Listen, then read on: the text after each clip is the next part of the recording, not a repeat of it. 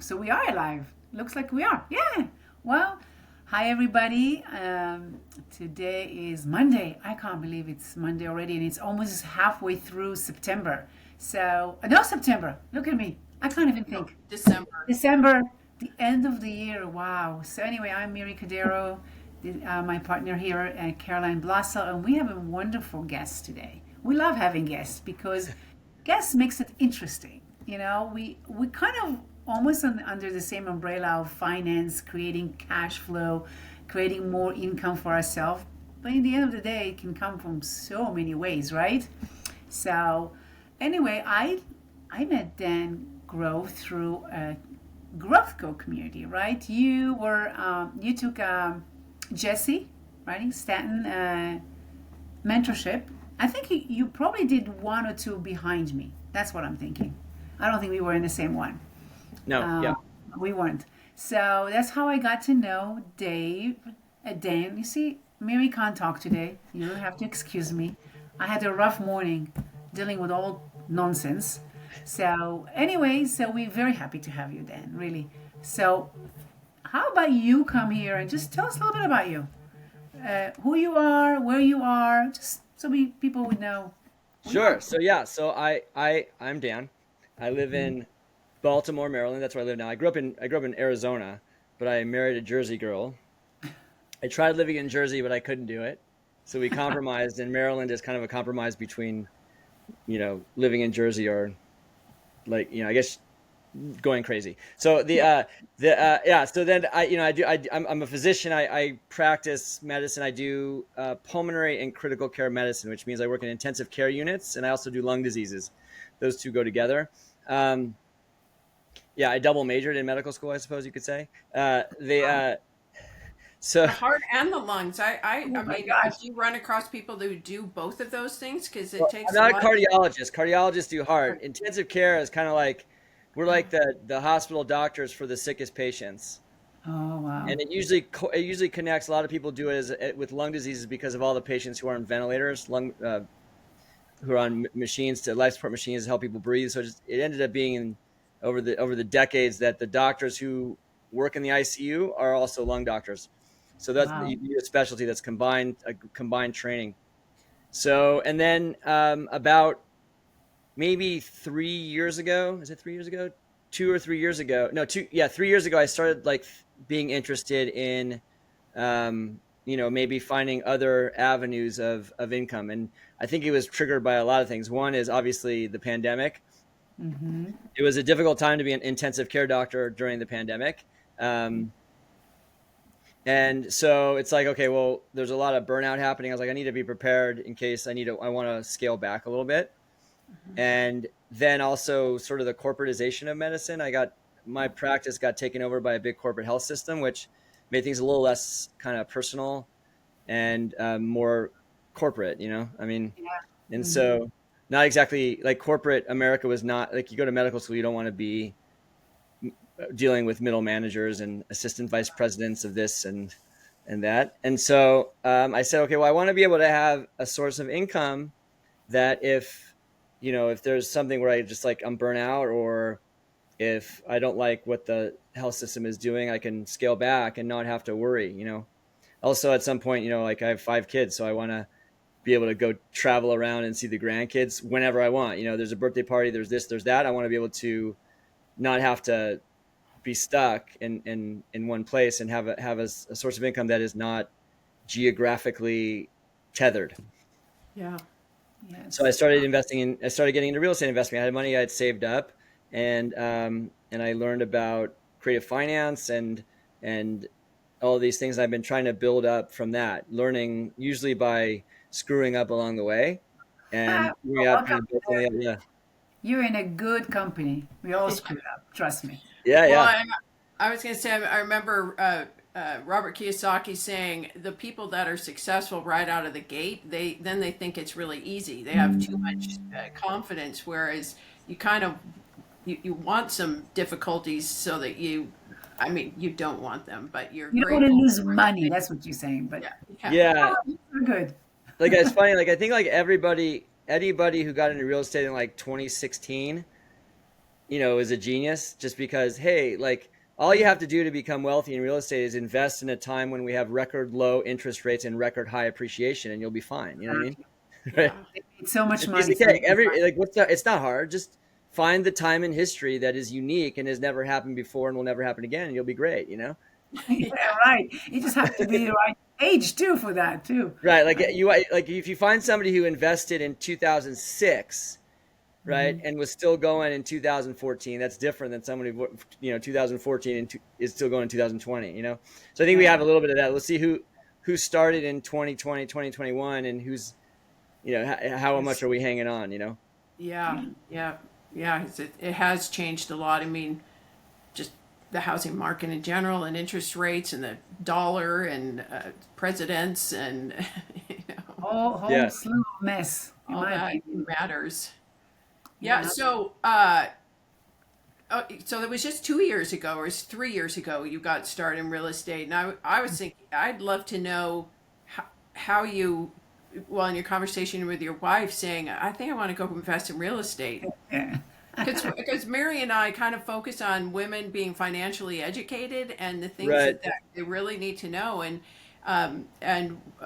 sometimes the wives aren't always on board. And I was thinking, you as a doctor, she probably thought that was only what her future was going to be. Yeah, so there have been there have been some issues where I've had to scale back a little bit and be less active because of that. Because I mean, in reality, when I started this, neither of us knew what I was getting into, right? Mhm. I didn't know what I Yeah. was getting into really, and then you get to a point where like you just sort of get going, and then I had to take a step back and say, okay, fine. Like I have this goal, but I have these other responsibilities, and life is about balance. And it's the interesting thing about this for me, and I guess it's probably true for most businesses, is that there is literally something you could be doing every second of every day, right? And Right. so I would have this feeling like, man, I need to be doing this, I need to be doing that, I need to be making connections and having meetings and posting things and checking things out and looking at properties. I have that feeling. I had that feeling all the time, because in reality, at any moment I could be doing any of those things. Yeah.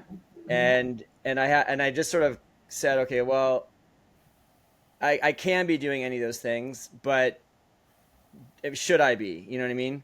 Yeah. And so if it means like I'm not going to be, a real estate mogul, Mhm. that's probably okay. It's better, right? I'd rather, you know, what I mean, I'd rather have a lower net worth Mhm. and a better relationship with my family, Yes. Absolutely. right? Absolutely. Absolutely. I can And relate to and that.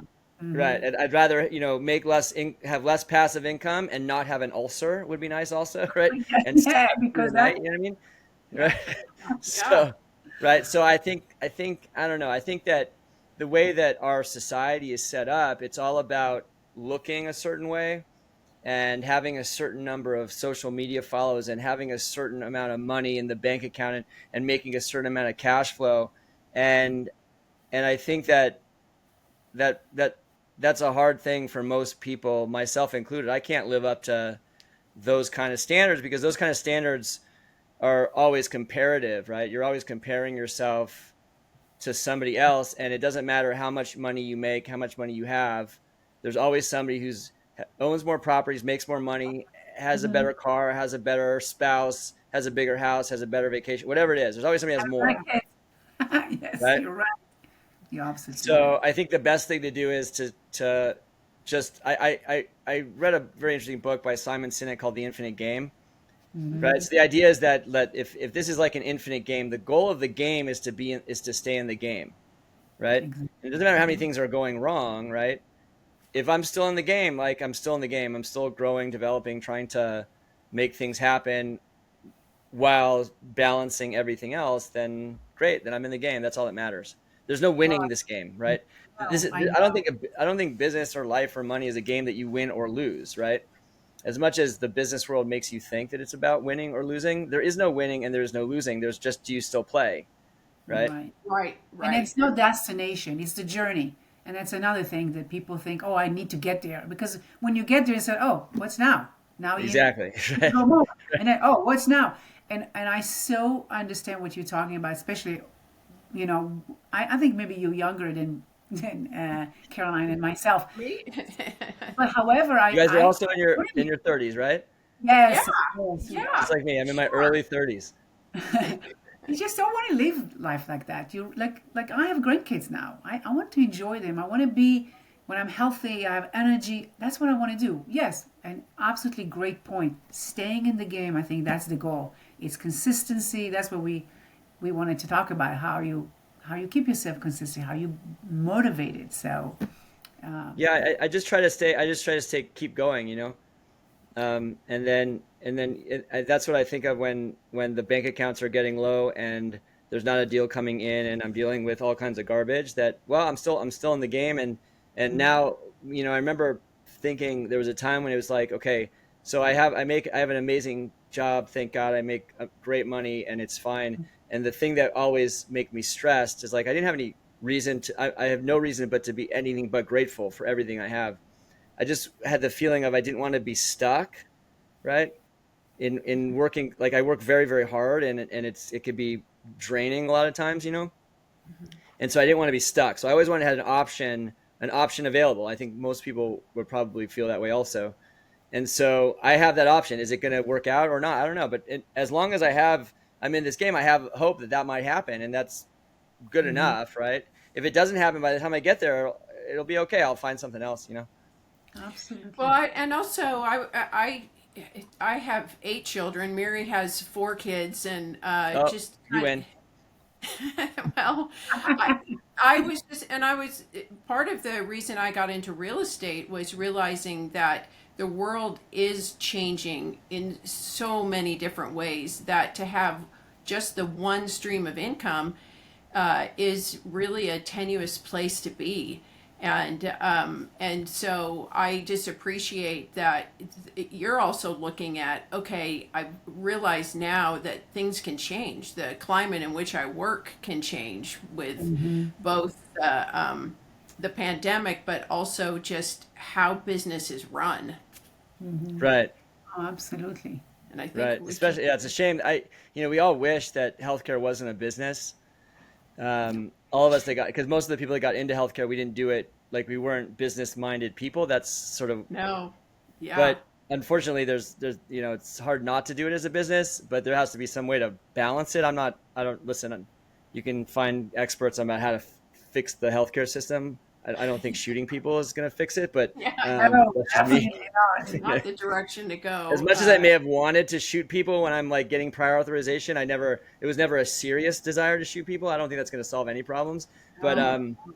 nonetheless, like it's a problem. It's got to get fixed. I'm not the one to fix it, so there's nothing I can do about it. Like I think somebody once told me you should never worry about two things. The two things you should never worry about are things that you can control and Mhm. things that you can't control. Right. Things that you can control, you shouldn't worry about it. You should do something. Things you can't control, you can't do anything about it anyways. Like, what's the point, right? And worry about it. So I can't control the U.S. healthcare system, right? Yeah. So I'm not going to worry about that now. I'm just going to try to know that it's an issue, and I'm going to try to prepare myself to the best of my ability to to be more flexible and to deal with changes and all that in any way that I can. And if I can't, then it's out of my hands. Yeah. Well, I was thinking of a friend of mine who got out of medicine completely. He was a PA just because it was getting so difficult to work within the confines of the healthcare system itself. So he got out of it altogether, and I think that's also tragic because of the experience that he had and the experience that you have to get to replace him as someone who's got to go through all that many years till they have that, the expertise that he had. But it was so I appreciate you still wanting to stay in it and also figure out how to navigate within that so that you're not completely dependent on that kind of ever changing model of how to do business within that. Yeah, I wasn't gonna let the system stop me from doing the thing I love to do, right? Because like I didn't want to sort of surrender to that. Like they're not going to take that away from me. But I want to, like I said, I want to have the freedom to do it in the way I like. If that means I'll do less of it, that's fine. Yeah, no, I love that you, as they say, think outside the box and also think about what effect is that having on your family and the dynamic of because I had a husband that traveled extensively through a period of time with my kids, and it has affected. I mean, they're all great kids and doing great, but I've just noticed not having dad around made a difference in, future relationships and dating. And, my daughter's not having a dad around, that plays out later on, where they think, I don't need men in my life. I can, I can do this myself. And, It makes a difference for dad also. yeah, absolutely. It works both ways. In fact, I had one of my boys said, "Is my dad dead?" Because he just was gone so much at the time, and he, as a kid, you can't know that he's going to be Right. home in 2 days or three. It's like it seems like he's never home, and you're not giving me the real story here. Right. Yeah, for sure. That's we were like, okay, we need to reevaluate exactly how much time you're on the road and For provide sure. for the family that way. Um, so yeah, so real estate, and then where did you get your foot in the door with that? Because everyone has like the first deal they got, and because that's like you can learn a long time, but then it comes down to Right. taking action. Mm-hmm. Yeah, so I think I did like a lot of people did. I started just I researched and I read and I got books and I got into bigger pockets.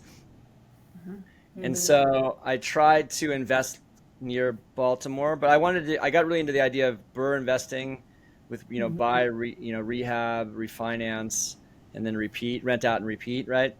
And so the problem with that was I didn't have enough money in Yeah. Baltimore and in most places because, right, the cost to get into these houses is very high, right? And so I was not. I looked in a town near where I live in Baltimore, and it's called York, Pennsylvania. It's about an hour north of me. But I wasn't. I needed to be there, which I like was a thing that people have, like that I had. Like, oh, I felt weird being like remote investing. I needed to be there. So, I found that what was happening is that being close by was actually a liability because, I was first of all missing deals because if the showing wasn't with my schedule, then I wouldn't be able to get out there. And even when I got out there, I kind of realized quickly that I had no idea what I was looking at. The real estate agent would take me to these houses. And I'd be like, that's a water heater. It's heating the water. There's a roof. I don't know if it's a good roof. I don't, like, it looks like there's floor. I don't know. And I didn't know anything I was looking at that. And also I was like, I never want to live here. I never want to live here. And then I was like, well, but it like turned me off to the place because I was biased towards the type of place I would want to live in. And I said, well, that's a mistake because I'm not buying something for me to live in, right? So I was like, well, and it wasn't happening. I wasn't finding anything. So I said, forget it. Like I'm just gonna say, let's find a market where I can get into a house for less money and it will still generate decent cash flow. And so I found, like, I connected in Detroit is where I found because it was really inexpensive. Yeah. I like the idea of being a little less like all in to one house. I could be a little more diversified in that way, like more houses. And so I found the houses, and then I built the relationships. I read all the books on like how do you invest out of state, and it's really in this day and age, it's not that much of a challenge, right? You connect with real estate agents, you connect with property managers and all that stuff. And then you just have to find good ones and learn how to, vet them, which I learned both the good way and the bad way by picking the wrong ones. Ironically, the ones that were the worst ones for me were the ones local, right? So, Yeah. right. I did a much better job finding a team. I've done much better finding teams out of state than in state. And I don't know, but, and so I got the houses, and then I realized that with the BRRRR strategy, it like takes a while, right? It takes a long time till you can do this again. And I was like, and you can only do so many, 2-3 a year maybe, because by the time you have to get it, you have to rehab it. It has to be rented for a certain amount of time, and then you can refinance it and do it again. But that could take a while. So then I learned about creative finance. I heard Pace Morby on a podcast, and I was like, okay, that's the answer. And I signed up for the mentorship, and I got into that way because I realized you can acquire houses sort of with less money that were nicer houses in more markets. That was the key for me, is like, how am I going to try to get into a decent market if I don't have $300,000, $200,000 per house, right? Or even 50 or 100, right? Because if you're going to buy a $400,000 house, right? You know, you need $80,000 just for the down payment if you're going to get, right. And then you need to, you got to get a hard money loan, and like, it just got like a little bit too much. So I said, well, if you can buy them with creative finance, sub 2 seller finance, then you have much more flexibility. There's more markets open. There's more houses that are options. And for me, I feel like it's a statistical game, right? The more options you have, the higher your chances of finding something that works. Yeah. So I started doing that. And then I started doing, using other people's money. So the last 3 deals, I've been able to connect with private money lenders and private money partners to keep expanding. And then, that's sort of my plan, like going forward, how can we continue to sort of build that, and make that viable? Because I ran out of my own money like a while ago. Like, Wow. you need to use other people's investment. It doesn't matter how much money you have. Eventually, unless you're like a billionaire, you're going to get to a point, or millionaire, like you get to a point where you don't have any more money to invest. Now you have to then partner with people if you want to continue to grow. So that's where I'm at now. I'm just trying to continue to see if I can connect with, not because after whatever 2 years of this, acquiring all these types of houses in all these types of ways with all types of exit strategies, screwing up all kinds of things and being successful in other ways, I have this sort of like whole experience, this, whatever master's degree, I guess, or in life experience. Yeah. That I know now what to look for, how to vet, how to analyze deals better, how to deal with problems better. And so now I can take that and say, well, let me partner with somebody who maybe wants to learn all those things, but doesn't want to go through 2 years of intensive training like I did, Exactly. training by life, right? Mm-hmm. And then, but they'll partner, and they can then connect with me, and I can show them sort of how we do it, go through the process, and then they can learn on the way, and then they can then do it on their own, Okay. So what's your favorite strategy, by the way, so far? I mean, you've done. You mean like exit strategy or acquisition strategy? Well, acquisition, I'm guessing everybody love creative.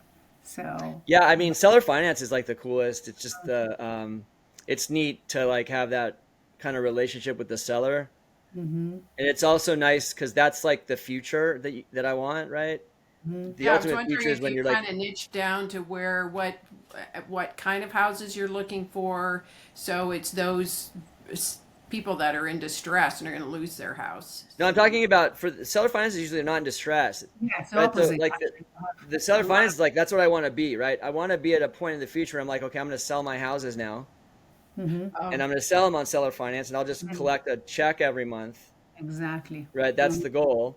At some point in the future, whenever that is. But like, yeah, I have an Airbnb where I do that. I just send the lady a check every month. She's, I think, in Europe somewhere. I don't even know where she is. Yeah. She's just wanted to get out of it and didn't want to pay a huge amount of capital gains taxes on the Mm-hmm. sale. She gets her monthly check, and then I think I have a 6-year balloon, so I can just sell it at some point, or I can refinance it, Mm-hmm. and that's the goal. But So, I'm like, for me, it's more fun to not have a favorite, right? okay. Yeah, it's It's fun to fun do to different. it's fun to have like, okay, it's fun to have all of them, so that Mm-hmm. when the house comes, you have, the best exit strategy I love to have is more than one. Is the Yes. multiple exit Oh, strategy, absolutely. You want right? to. So, yeah. Right. And so I think I do like the co-living exit strategy. I do like midterm rentals exit strategy, because when the prices went up and the rates went up, it mm-hmm. generates more income and makes deals happen that wouldn't as a regular long-term rental. Yeah. Um, and also, they're nicer houses, so they're usually nicer houses. They're usually a little bit less sort of mechanical maintenance stuff usually. Mm-hmm. Hmm. So, but I don't have a preference, whatever works. Yeah. Yeah. Yeah. That makes sense.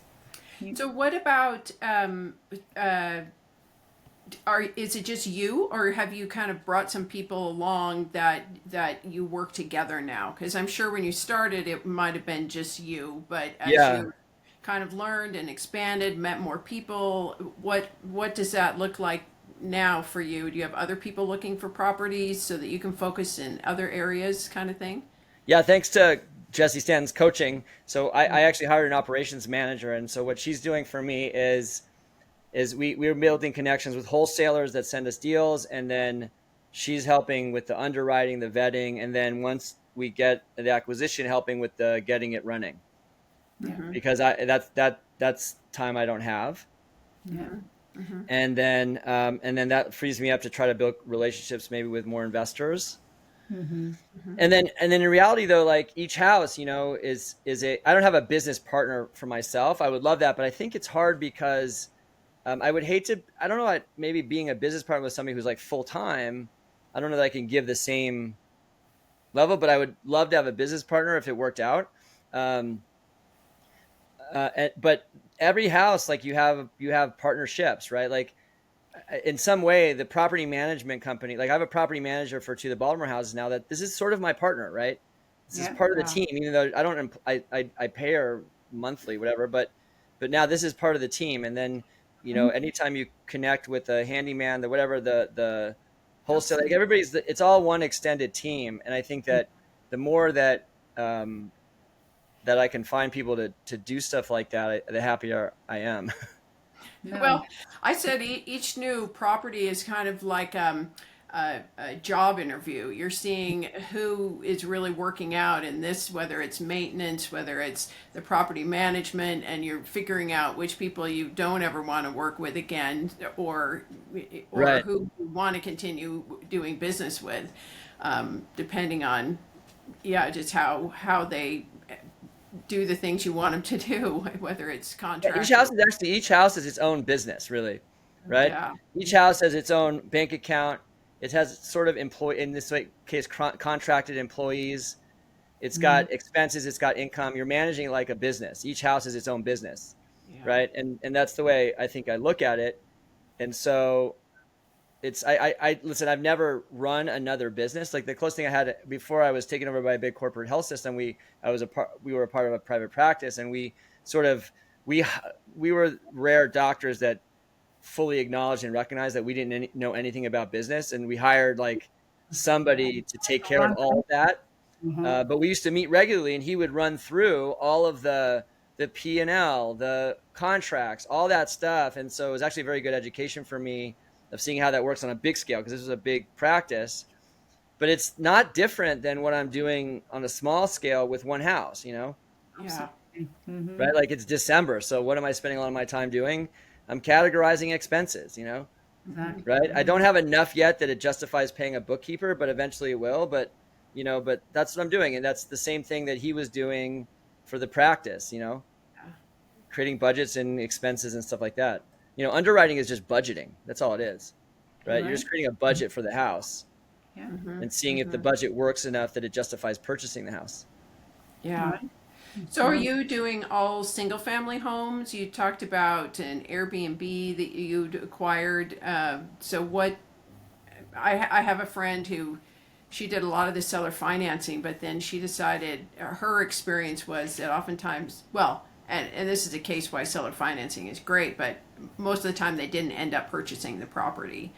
Which is fine because Yeah, but she would find that one family could really do destruction on the house in the interim, and turn to more multifamily unit properties that she was purchasing. So I just wondered kind of where you are in that process. So I'm doing single family now.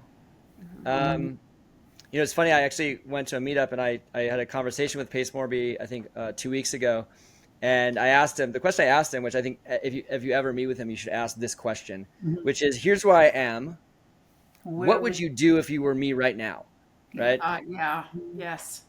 So what he told me was like where I am now, where I don't have this like giant portfolio, but I have like a decent amount. I have 9 doors now. He said when you get between 10 and 15, once you're at that point, right? Then you pretty much know everything you need to know about real estate investing, right? He says, I wish I would have gone into doing more than multifamily at that point, because it's all the same stuff. It's just you have to spend I probably would have to spend a week or two watching a bunch of videos looking at the differences, but it's essentially the same thing. But you have, like you said, a little bit of a larger scale. Like instead of finding someone to give you $50,000 as a PML, you need $250,000 to get a down payment. But that's if you build those relationships and it works as the cash on cash return, it may be more difficult to find that person, but you do one of those instead of 10, right? Yeah. Yes. You know what I mean? So, Yeah. so Well, that's and her. probably what I want to do eventually, is get to that point where once I feel like I got the point where I got this down and it's stable and it's functioning, and I'm like, okay, I got the system going where I know when I acquire the house, it's not going to be a problem. I got the right team, and I'm pretty confident that when the house comes in, it's going to work. Yeah. Right. Which in the beginning I was just like, let's buy, like this. Oh, that's a good deal. That's fun. And now it's like, whoa, okay, well, now we have an eviction problem, and there was the septic system there, and there's, this problem and that problem. It's like now when you look at the house, it's more like, okay, what's the team tell me, right? How confident am I in this property manager that they're giving me the actual numbers that'll work, right? And if so, then is it working? You know what I mean? Yes. Yeah. So back to your wife. I was thinking, has she gotten involved at all, or that's Dan's thing that he does? She didn't want anything to do with it. Okay, Oh, wow. that's No, why I no. was Yeah, wondering. my wife is an first of all, a saintly woman and a strong people person. She has zero interest in anything that is involved in business of any kind, right? Okay. She does mentorship for high school kids, like she does teaching and stuff like that. So like that's what she does best, and she's much better at being a parent than me, right? And so it's a good, like, we've got a good balance. Like she doesn't want to do any of this stuff, and that's fine. And so that's great. Like would it be interesting if we did it together? Maybe, I don't know. Some couples it probably works for it. I guess it depends on the relationships, the personalities, and stuff like that. Well, I was also thinking of, I don't know how old your kids are. How old's your oldest? My oldest is 19. Okay, because I wondered how much you were sharing with him of what you were doing. Because my husband's father was a commercial real estate investor and really retired in his 50s and owned, I think it was a Goodyear tire place, and then owned a mall in Atlanta. And that was enough to, create the life that he loved. But he didn't share any of it with his 7 children, his 6 sons and his daughter.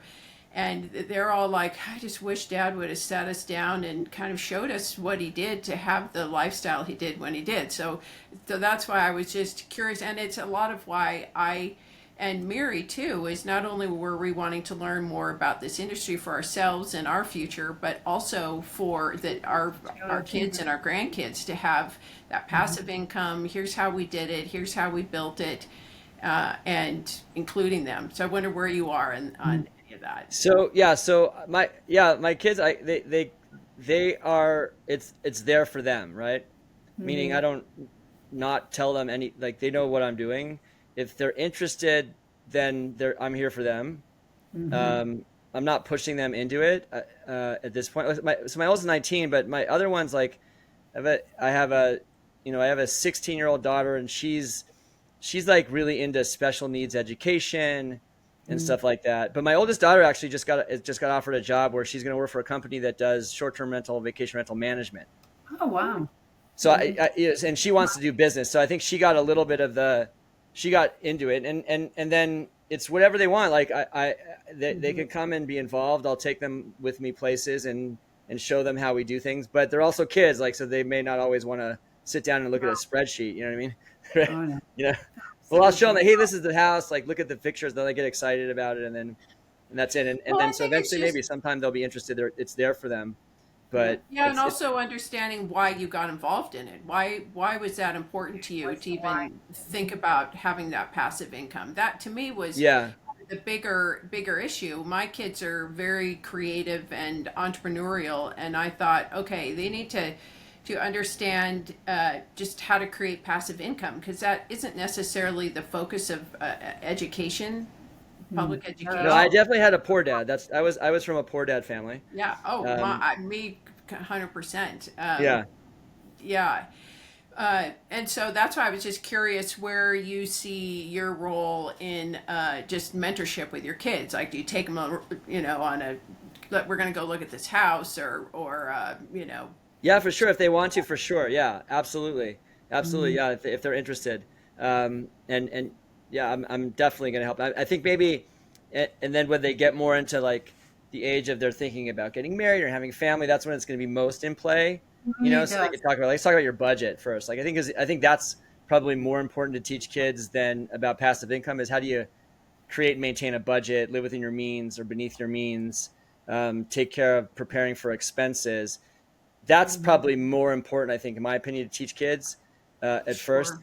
And then once they master that, okay, so now you see your budget, right? And you're like, you want to buy this? Doesn't fit, right? Yeah. You want to buy Yeah. this, or you got to work more hours, Reality check. Uh-huh. right? And so, because now, okay, well, now that you see what life is, now you can say, okay, well, how do we find a way to make this either easier or more expansive? I think that Mhm. that's probably the way to do it. I think, but listen, whatever. I'm not No, I like a just the parenting expert. concept of I'll more ask my wife what to do. She'll know. Yeah. yeah, well, Well, Caroline, your kids and like my girls are much older, and I know that my girls, because my son is just 17 and a half, my girls got interested just now, like in their mid 20s, and oh, mom, I have this money, how can I grow it? And they're really interested. So Yeah. Yeah, yes, I think sometimes if you force things on kids, they will not want to do it. But if you sort of like open as many doors for them as possible, and then when they show a desire and a proclivity, then you hmm, can help them, right? And I think it yes. depends. Like I don't know, like you guys have enough kids to know that they all are so different. You know what I mean? oh my Like gosh, it's like, could you Yeah. imagine if you were like a baker and like you made a recipe, you put it in the oven, and it came out a cake, and then you did the same recipe, came out like a pot roast? Like, yeah, you do the same thing and they come out like a totally exactly. different creature. Like, how did it even happen? You know what I mean? I know that's a good analogy. I never That thought is a about Right. really good analogy, and it is so true. From the womb, Oh they my just have a gosh. different. Some are very determined, and others are more laid back, and others really, like you said, do not want to be told what to do, especially from mom. And but at the same time, with like I was saying, with just our ever changing world, that things they just have to learn to be adaptable and Yeah. Hmm. kind of have an awareness. And I like the analogy for me of I was just focused on graduating from getting a degree from a university without really realizing as a graphic designer, not really realizing that it was transitioning from everything by hand to the computer.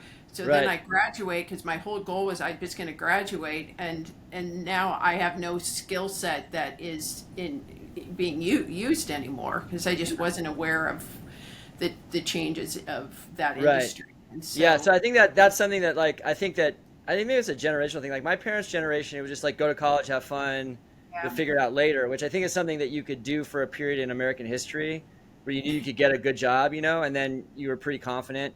But I think now, because of how much education costs, and you have, I think people have to be a little more intentional about how they do it, you know. So like my absolutely. daughter, my oldest daughter, she's doing an online small college. She got credits from community college in high school. She did a Yeah. gap year abroad and got credit for that, so that she's going to finish this year, right? She'll be 20 when she graduates with the BA, and she knew she wanted to do business, so she's studying accounting and marketing and all these Mhm. things. And so not because she wants to do accounting or marketing, right? But Right. because she's is interested in something like this and she's open, and so these are foundational things that she has to have, right? And No, so like my next daughter, she wants to do special education, so it's going to be like, okay, let's focus our the education on that, making sure that you don't go anywhere expensive because of the way they pay teachers, but you Yeah, know what I mean? yeah, right. The outcome is the investment in, yeah, how much are you putting into this? Where is it really necessary? Could you get just as good of skill set for that absolutely. use? Yeah, it is very different. Mary's got her son joining the military, and uh, Yes, I'm gonna have one in the IDF and one in the Marines. The How Marines, lovely it wow. is to be. Yeah. I've never, like you're saying, you don't know how they're gonna come out. It's even more if I sat one day and thought, oh, I think Nikki gonna be good at that, or he gonna be good at that. Let me tell you, they're all doing something absolutely opposite that I ever thought they're gonna do. Right. And Yeah, yeah, for here we sure. go. So, Yeah, but you so know, I think you're right. I think having the openness to say, okay, what do you want to do, and then I think the real estate thing has taught me very interesting. Okay, so how do you quickly acquire information and then get into something in the right way, Yeah, and right? take Like I think action. that one thing, I think a mistake that I made, I don't know if it's a mistake, I think it's just normal, is that you started getting this real estate thing and then you just want to do everything. Mm-hmm. Mm-hmm. And you get into this and you get really into this and then you get into really something else and something else and something else. And then you never really get focused on one thing, Shiny right? object. It is a very big one in real estate, especially because real estate is such a big umbrella. You want to do little. You hear something. Oh, that sounds cool. Oh, this one sounds cool, and then you're just really not getting anywhere. I Nowhere. think it's okay to do that like for a period of time because what you're doing is sort of testing which is the one that you're drawn to, just as long as you recognize that that's what it is, right? Exactly. Mm-hmm. Let's try. Okay, I let's try got multifamily. Okay, that's not working. Let's try this one. But then at some point you can say, okay, well, this is the one that I'm gonna stick to, yeah. right? Oh, that's Yeah, yeah. that's why I We was asking if you kind of homed in on a special, a niche that you particularly found your passion for or success with, that kind of thing. And Yeah. So I'm so, trying to be somebody who buy and hold person, trying to find a way to acquire and hold on to single family homes. And so for me, that means having multiple different acquisition and disposition strategies, is how I do it. Now, fortunately, one thing you learn in medical school is how to sort of take in large amounts of information and filter it and process it. So, kind of getting good. But that's what, one of my strategies when I was acquiring things is let's like get one of everything kind of, you know what I mean? Let's get a yeah. seller finance, let's get a sub two, let's do a short-term rental, you know, and see in the process, like, how is this working, right? And learn to do it sort of by doing. Absolutely. so if you continue to, are you acquiring properties outside of your state? I know you talked about people in Baltimore, but your Yeah, majority of the properties, the real estate that you've been investing in has been outside of yeah, Baltimore. yeah. I've never seen most of them. Yeah, Yeah. Yeah, in person. right. Yeah, because I mean, there's a lot to be. I mean, what a great thing that we have. You can use a camera, your phone, and God bless America. The only exception, the only house where it made a difference that I needed to be there was the short-term rental, and I was managing it myself. I was doing that for the tax benefits, Yeah. but now I have a property manager, so I don't have to deal with it anymore. No, that's good. that's That's cool. awesome. So I would ask you one more question before we kind of wrap this up. Is like for anybody that starts, to listen, that wants to start in real estate, because you've been there, and we all three been there in different levels. What would you suggest for somebody if like they have like their eyes like big and then I was like, where am I starting? What am I doing? What would you suggest for somebody Um, starting? It's a hard question to answer because it depends on where the person is in their life. Do they Okay. have money? Do they not have money? Right? Somebody, like most things, it's good to have money in the bank. So if you have money to invest, I think the best thing to do is to be like a private money partner or a private money lender. And the reason is because if you know nothing about real estate, the process of being a private money lender and private money partner is you will learn about the process of real estate investing.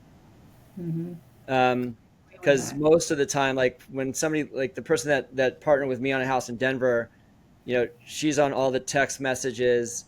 She was at the closing. She was, and we're dealing together with all the management issues. Like she knows everything that's going on. She doesn't have to do any of it. Like we set it up so that she's totally not involved in terms of, she has no responsibility to do anything. I'm taking all the responsibility. She's welcome to do whatever she wants, right? Like she likes to go by there and check it out, and great, like but she doesn't have to. And then she's learning about co-living that way, and now she's connected with a co-living property manager, and she's connected with a closing company and a real estate agent, and so now she has all those connections if she wants to do it on her own.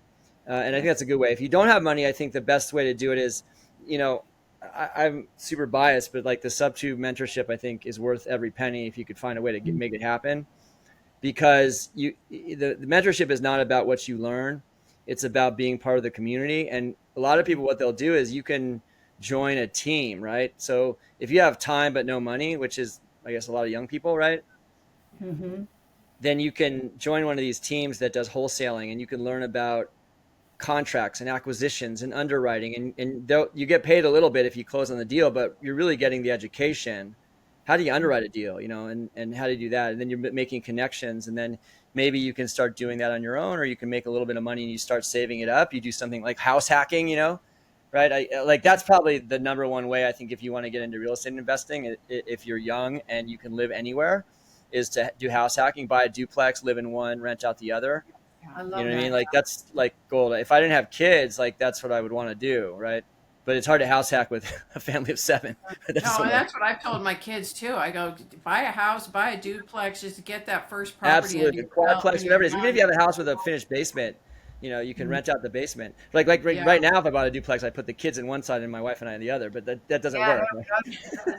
they're not Right? going to really So, be having so that. yeah, I mean, house hacking is like gold, right? Like, yeah, listen, I don't think people appreciate. Like, I know if you want to really, celebrate the 4th of July, go into depth about how amazing it is that you live in the United States and they have 30-year government-backed mortgages that fix debt. Is the greatest thing about being an American is having access to that, Yeah, because you can get a duplex and you have a 30-year fixed rate, and it's impossible to understate how important it is to have a consistent known like mortgage payment for 30 years, right? So yeah, that you can then confidently know what your income and your profit and loss will be.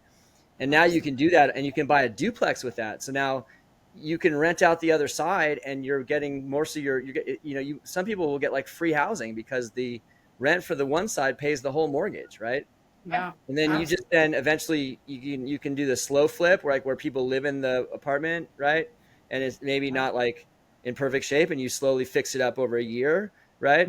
And then Hmm. you then rent out that part, and then you go buy another one. You can get 10 FHA mortgages like when on your you're name. young, you can do all that.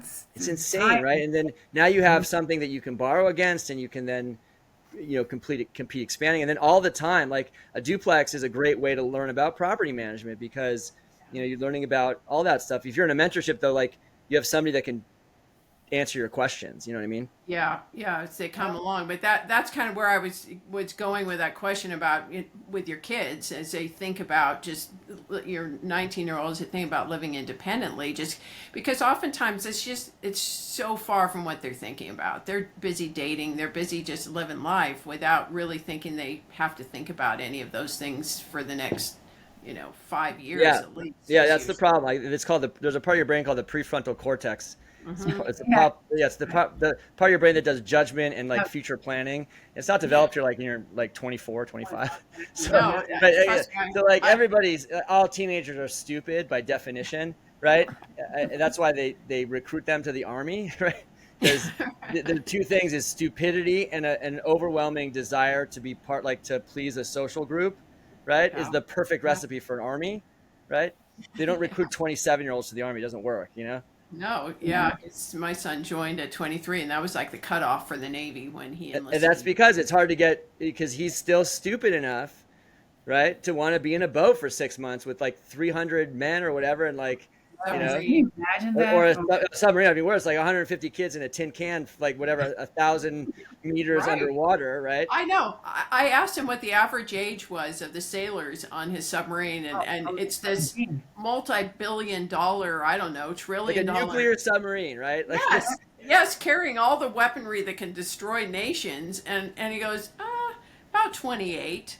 yeah, exactly, So right? at Because least the like I'm frontal like, cortex is developed that are running that submarine. But exactly, it is, and I've watched it because I have 6 sons. It really does take to 25 right or now, like you'd 20. be nervous about like your son driving your car. You know what I mean? I know, Let and then alone a they're nuclear no, and powered he's device that powering could that once he was start a a world war. nuclear mechanic, yeah, and he's and then all that weaponry that is on It's board as scary. well. It is scary. It It's works though.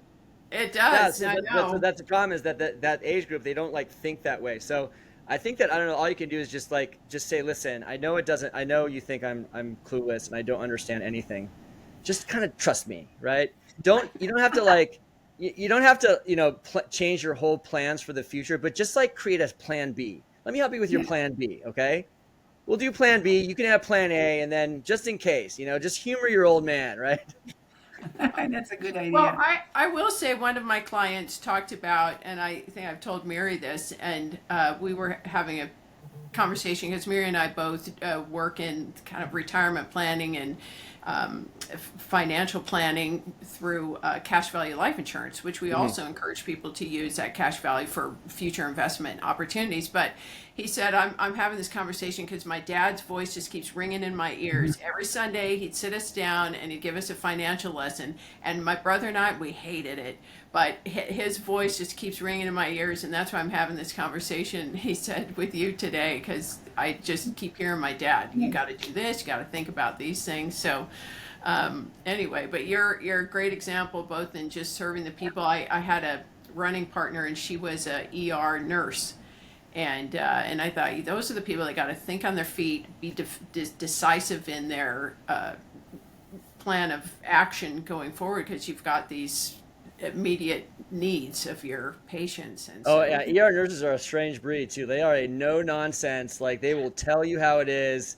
They don't suffer fools, and they don't have patience for like nonsense. Nonsense. yeah, Exactly. Yeah, for yes, sure. and that was her for sure. But I thought, you did not want a nurse. It's like, well, I don't know. No, Maybe yeah. Right, exactly. Second Cool guessing nurse. himself every That's like, time. there's plenty of jobs for Yeah, for those of you, and my mom was a nurse too, and my dad was he had his own. My stepdad had a pharmacy, and my dad was a pharmacologist. So we had part of that medical thing. right. But I was more the creative type, so that wasn't my path. But this has been great today. Thank you, Sure. Dr. Grove, for joining us, and for your.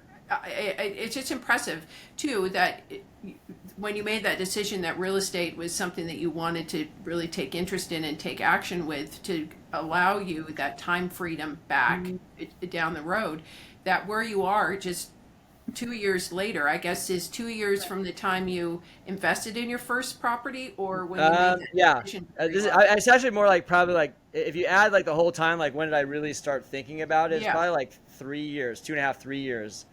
It's yeah, been two but then years over. It's about 2 years since the first acquisition. Yeah. Oh, that's yeah, but awesome. then going back to just decision making, you're a decision maker. You decided you were going to do that. You took action, and learned a wealth of things along the way to get you where you are. And you're still on that learning curve, but also that you didn't leave your full time position as a doctor, but just looked at ways of just improving your opportunities for the future, which is Right. beautiful. And Yeah. I think it was Winston Churchill that said that success is going from failure to failure without loss of enthusiasm.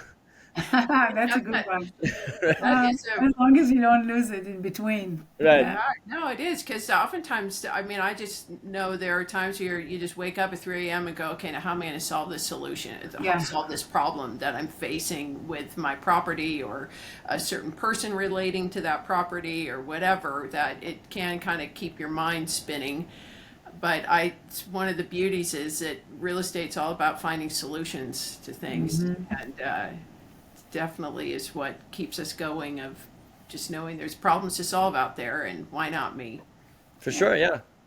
Well, thank you, Dan, for Pleasure. coming. It's great. Awesome. Yes, thank And you for joining us today. yeah, It's been a pleasure, and keep up the good work there yeah. with all of your patients that you're serving in that area, and yeah, well, and then we can find you. I forgot to ask, where do we find you? Yeah. I know I saw you on YouTube, and I loved your bio kind of that you sent to us. You're all over on social media, right? So I actually never was on social media until the real Of estate thing course. happened, but Hmm. it's sort of like mandatory now, I guess, for anybody.